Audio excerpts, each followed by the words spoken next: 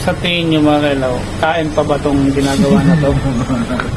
Hindi na to kain guys, lamon na to guys. So tingnan mo yung kanan niya. Oh, ulam niya. Oh. Hindi na yan guys kain, lamon na to. Sumatindi nga niya. Oh, tingnan mo yung kanin niya guys. Tinuro pa yan guys.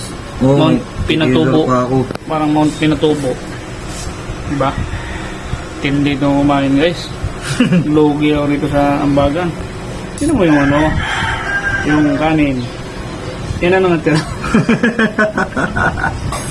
Malupit. Pero siyempre, hindi natin siya Kakaran.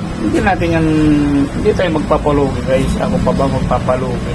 Siyempre, okay, kung ano yung gano'ng karami yung ano niya, gano'n din yung sa akin. Kaya magpapalugi. Malulugi tayo sa ambagan. You know, yun yung kain guys eh.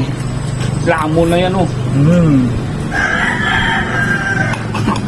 Matindi. So, tara. Kain tayo. Hey guys. Sinigang na bangus yan mga kailaw.